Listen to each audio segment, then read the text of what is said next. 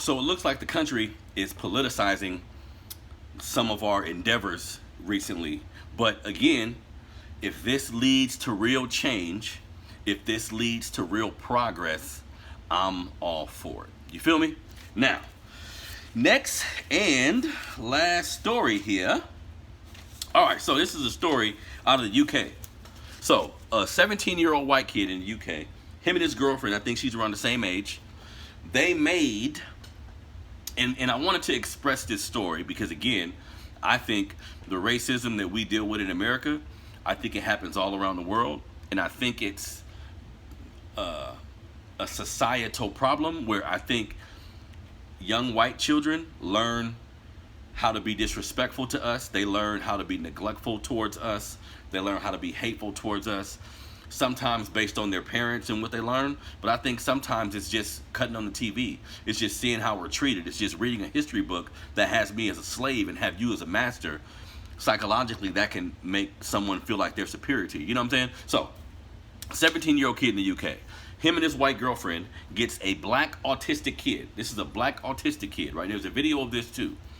He gets a black autistic kid to go down to his shoe and kiss his shoe. So this is a kid who obviously there's something wrong with him. You can look at him and tell there's something going on with him, you know what I mean? And him and his girlfriend, him and the white kid and his girlfriend is constantly berating him and telling him, you know what I mean? Get out on the ground, kiss my shoes. Now the autistic black kid ultimately goes down to the ground and actually kisses this dude's shoes, right? Now, they are trying to say that it wasn't racially motivated, but the black kid had another kid with him, and the white boy told the other kid, I'll slap the 50 shades of black off of you, pal. You know what I mean? So in my opinion, this was definitely a racialized event. If it was a white kid who had autism, I don't think he would do that to him. I don't think he would see him that way. And it's important that we note, this is in the UK, family, so this ain't even in the United States. So understand that a lot of young children are being socialized to believe that we're inferior. A lot of young children are being socialized to believe that we should be below them to a degree, right? Now, the kicker to me, because some people will say kids will be kids. This is just some shit that'll happen. It could have been any two color kids doing some shit like this. Unfortunately, family, in 2020, I don't think like that no more. If there's some shit going on with somebody black, I gotta look deep into that shit to see what really happened, because unfortunately we're treated differently way too often now. Granted, everything isn't about race. I'm not one of those people who think every single incident involving somebody black and somebody white is produced because of a racial type hatred. I do not think that. But unfortunately, right? Unfortunately, I live in America. And if you do the history, all too often, horrible incidents involving black and white people, the antithesis of this incident has been race related. So I don't say everything is because of race. I just don't take race off the table. I'm not going to be that naive to see something happen and say, well, no, it couldn't have been. No. It's a possibility it wasn't. But if it happens and it's a situation where I feel it was racially motivated, I'm going to speak on it. Now, ultimately, these kids was charged with common assault and racially aggravated assault.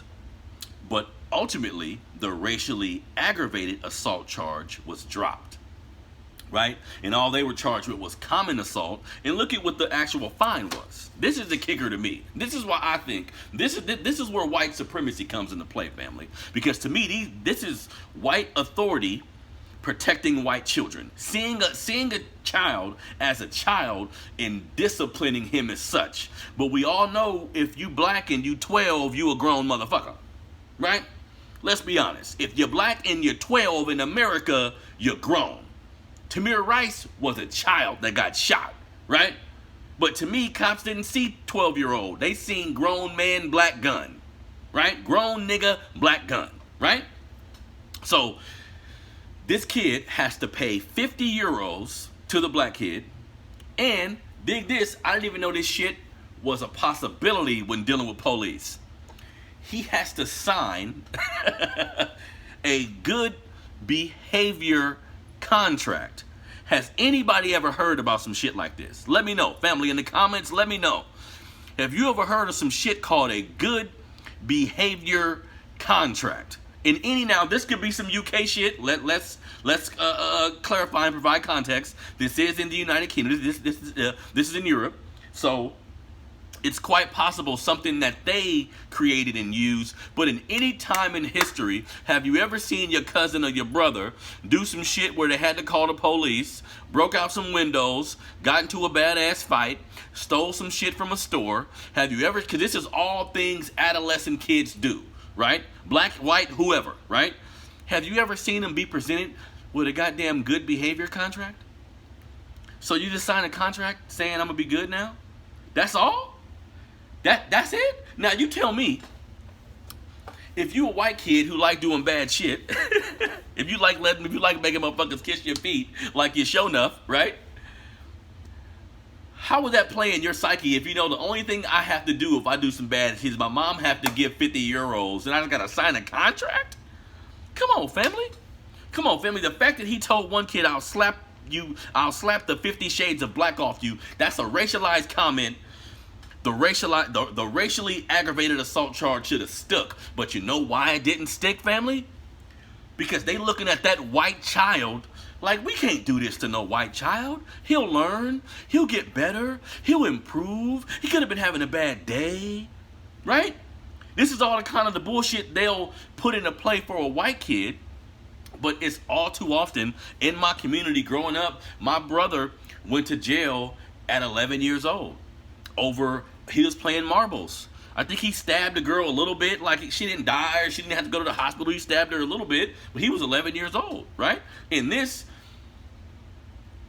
should he have got in trouble or something have happened to him? Sure. But this incident sparked his lifelong entry into the prison system. Like, once he got to jail at 11, that was normal to him. Jail became normal to him. So he internally, mentally thought, okay, jail ain't shit. I can just, if I'll do whatever and I just got to go to jail, so what?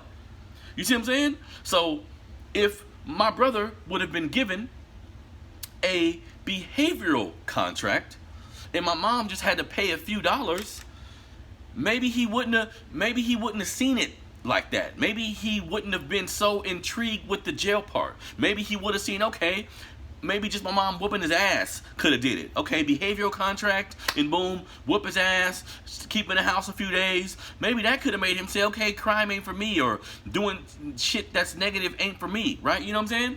But he was put into an institution at such a young age, I don't even think he had a shot. You see what I'm saying? So we need to realize that our kids are treated differently based on how they look. Fact. And I'm in Sacramento, California. If you're in the south side of my city, where it's mostly ethnic people, where it's black and Mexican primarily, Asian a little bit, well, all three, but rarely a lot of white people. If you are dealing with the Sacramento Unified Public School System, you got to be on the lookout for this type of shit, because your kid can go to school, and we are dealing in our school systems in my city, like a lot of school systems across the country, the majority of the teachers are white women.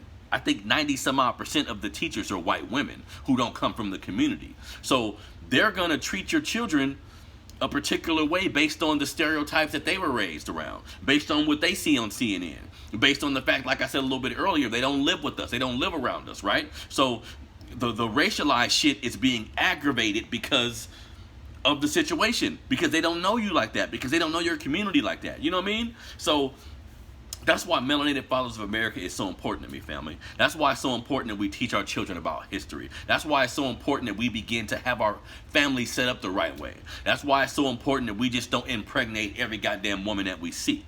That's why it's so important that we try our best to have a man and a woman in the household. Like, all this ties in. Now, I'm not going to come down on my community and say the reason why shit is all fucked up is because we don't have dads in the house. That's a part of it, but there's a systematic effort. Like, a long time ago, a systematic effort was put into play to take our men out of the home, whether it be with the penitentiary system, whether it be with Lyndon B. Johnson's welfare initiative. These things didn't fare good for us. Now, of course, everybody didn't fall for that. Some people seen the trap. Some people seen how shit was working and they went the opposite way. But in any society, everybody does not have the wherewithal to navigate these waters. Some of us are going to get caught up in it, and that's what the system is relying on, right? So crack cocaine, the welfare initiative, the prison system, the prison industrial complex, all of these things are the reason you see us in the situation we're in now, along with personal accountability, right? You can never take personal accountability off the table, but some of the shit that's happened to us in history is on autopilot now, and some of our people don't even realize how we got into the position we are now. I think that's why when you learn about these things, it makes you mad. It makes you mad. It makes you prideful too. Like, okay, this what you want to do for me? I'm gonna go this way. Y'all want to try to set this shit up to put me in the mix? I'm gonna go that way. You see what I'm saying? That's what it's designed for, family. So we got to be cognizant of all of this shit. Of course, this story with this young 17-year-old dude happened in the UK, but this happens all around America, in my opinion. This is what happens to white children when they do negative things in society, right? They get slaps on the wrist.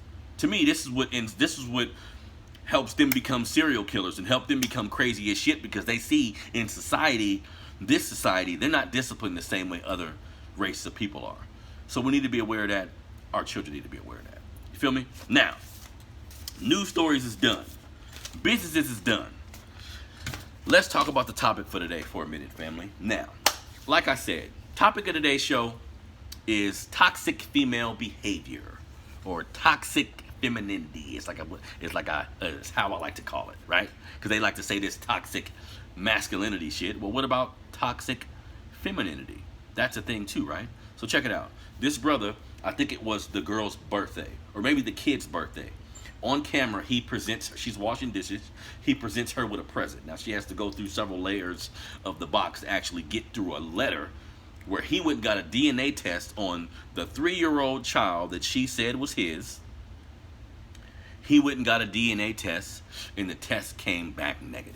So he is not this little girl's father, right? Now, the funny part is when he presented her with the information and she unraveled everything, finally she got the information. She went from being happy thinking it's a gift to being like, oh shit, what's this? Rightfully so. But she still didn't come clean. She still wasn't like, because he was like, you cheated on me. And she said something that was key to me. She said something that was key to me, which made me want to do this show, because I think a lot of women do this shit and we don't bring this shit to the table enough like we should. She said, but she's still your daughter. Huh? How's she still his daughter? No, he not. No, she not. Whatever nigga you fucked. Just because you picked this daddy don't mean he is the daddy. You see what I'm saying? So family, we need to realize in our community, being a black man who has had children out of wedlock, who has made mistakes, like admittingly have made mistakes and made decisions that have negatively impacted my family. Now, granted, I've never been a deadbeat. I've never not been there for my children, not one moment in this lifetime. Now, during the process, I've made mistakes. During the process, it was a maturing thing I had to go through, being so young when I started, but I've always been there. But throughout my time, throughout my process of being a father, being a black man who didn't have a father, who was attempting to raise his family after realizing that he may have went about it the wrong way, I've gotten a lot of shit. I've been a deadbeat. I've been a toxic man. I've been all this shit, right? And all I'm saying, family, is when it comes to the relationship game, when it comes to relating with one another, we got to call everybody to the table. And I personally think, my opinion, I don't give a fuck who gets upset about it, women are socialized to kind of get away with certain things, so they continue to do them, right? Getting pregnant and putting the baby on the man that you want to be the father is toxic behavior, and something should happen to you for it. Now, I don't mean like some physical harm. I'm not suggesting that at all. But jail time, a fine, any monies he's had to pay up until that point should be paid back to him. Like, that's toxic behavior, family. Like, we can't get around the fact that not only did that woman, not only is that man going to be negatively affected because he spent years of his life, he spent time attempting to raise this child that he can't get back. He had to create a bond with a child that he is not the father of. Now, at the end of the video, the brother said by the end of the month, y'all both got to get out. Now, that was gangster right there. I don't know. I personally don't know how I would proceed with a relationship with a child that I'm finding out isn't mine after creating a bond. But he said both of y'all got to get the fuck out. And I don't knock the brother. Like, the kid ain't got nothing to do with it. But I mean, shit. That's a part of the game, man. The mother shouldn't have went about it this way. You see what I'm saying? So not only is this brother dealing with the fact that I thought I had a family, now I don't, right? The kid is being the opportunity to meet your real father, because what if he didn't get the test, family? What if he didn't get the test?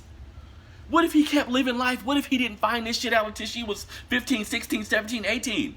Then what? Then how fucked up of a scenario that would have been? This mother would have robbed the real father of his opportunity. What if the real father is out in the world not having kids, thinking he can't have kids, thinking he's shooting blanks, thinking it wasn't in the universe, didn't set it up for him to have a baby or whatever the fuck? Just to find out you got a kid walking around this whole time that you didn't know about? Like, what kind of fucked up shit is that, man? Women need to be called to the table for this kind of shit, right? That's a toxic behavior, in my opinion, right?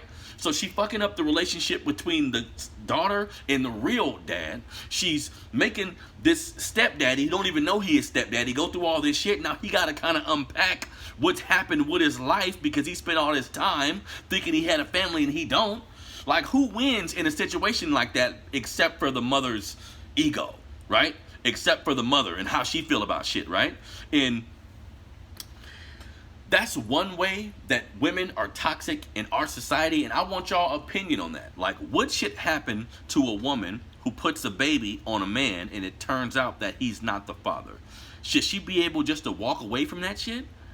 Fuck no, man. Fuck no. We don't get to walk away from nothing. You see what I'm saying?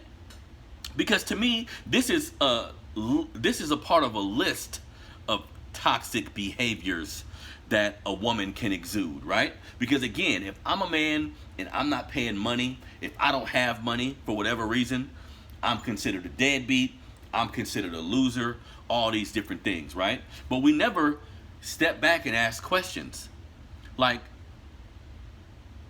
what kind of man was he when y'all was fucking around? Did he have a lot of money? Was he a nuttin' ass nigga that you just found attractive and wanted to have sex with? Wanted to fuck her for whatever reason? And now that there's a baby involved, you expect him to be somebody that he never was, right? We have situations where a woman will have a baby and all of a sudden she becomes judge and the jury. All of a sudden she creates the litmus test of what needs to happen before you can see your child. Well, I need you to have a job. I need you to have a stable house. I need you to have a stable car. Bitch, you ain't got a car and you live with your mama. So where's the litmus test for you? Why do you get to be nothing, right? Because look, me personally, I've never even heard the term deadbeat mom, deadbeat mother. Know why? That shit wasn't created for women. That shit was created for us. But I'm here to tell you, there are deadbeat women out here. Now, just because and I think a lot of women get it fucked up. Just because your kid lives with you, this is a news flash, PSA for all my women out there. Just because your kid lives with you, don't mean you're doing a good job. Just because you provide food, and sometimes the food comes from the county, so it ain't even money you producing, right? Just because you provide food, don't mean you a good mom. How intellectual are you? Do you read with your kids? Do you make sure your kids understand social issues? Do you make sure your kids understand like the real relationship with their father? Do you talk shit about them? Do you talk shit about the dad in any capacity? Right? Right? Are you honest with your children about how you landed in the situation that you're in now? If you're a woman who had a baby because you wanted to keep him, if you're a woman who had a baby because you was upset with the man, because the man had another woman, and you said, fuck that, I'm going to use this to get back, because let's be honest, we are more physical beings than women. If women can whoop our ass, they would do it. A lot of times they would do it, but they can't. So they use a kid, they use their emotions, they use different shit to kind of get to us, right? But if you're a woman who've done any of the things that I just mentioned, you're probably toxic, right? Just because you live with your kid don't mean you're the best thing for him, right? Right? It's a two-way thing, family. The man should be there as much as he possibly can and provide money, provide time, provide insight, provide empathy, right? Nourish if necessary, because we're not natural nourishers, but if you have a kid and a woman's not around, you got to do what you got to do, right? You got to do all these things, but the woman is responsible for nourishing, but she's responsible for providing too. Unless you have an agreement where you have a man or a husband that's taking care of you and you're a home wife, boom, you a home wife. But that's not the case a lot of times. So if you got to go out there and work, you got to go out there and work. You need to be a provider. You need to be empathetic. You need to be all the shit that we need to be at times too, right? And there's a psychological part of this that I don't think we focus on enough. Like, again, just feeding your kids and sending them to school don't make you a good mom. And I am not going to look at a woman who does just that and say you're a horrible mother. I'm going to try to impart some wisdom, give some suggestions on different ways to create a child that has a higher and a more balanced intellect. But if you're not doing those things, you're not a bad person. However, if you coming at me, calling me a deadbeat, and I'm turning the camera back on you and see what the fuck you doing, well, hold on, man. That's not how it work. You feel me? I'm not gonna let you call me all these names when under your tutelage, the child may be failing. Not just in school, but in life. How sociable is the child? Does he say please? Does he say thank you?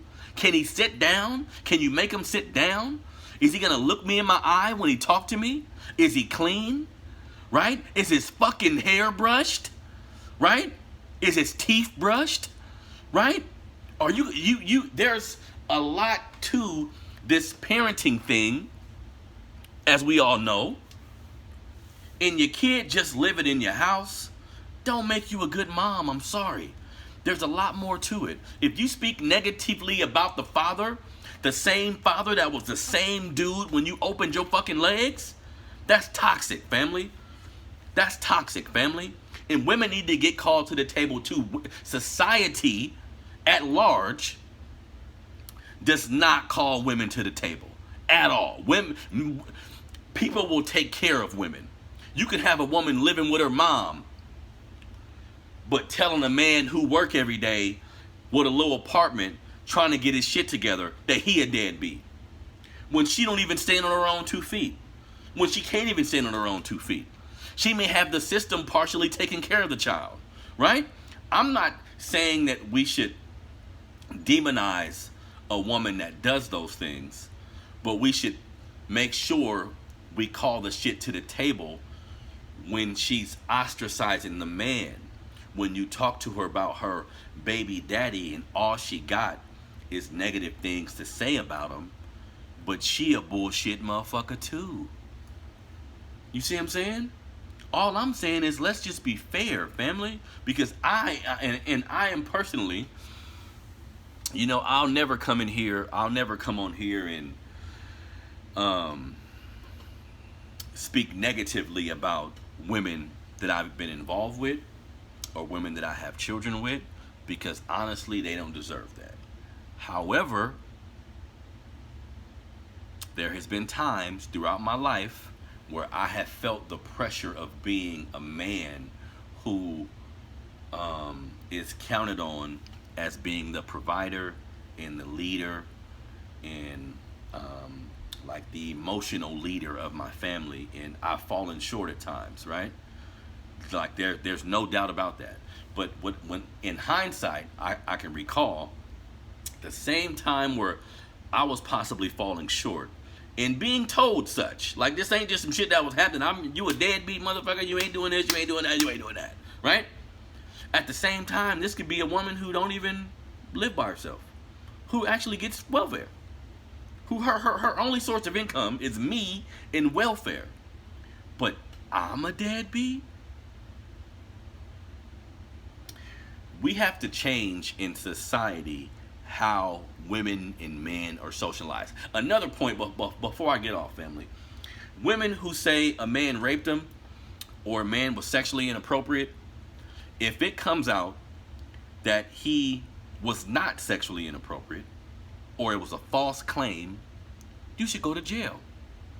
There should be punishment for women in society who do things that have been normalized.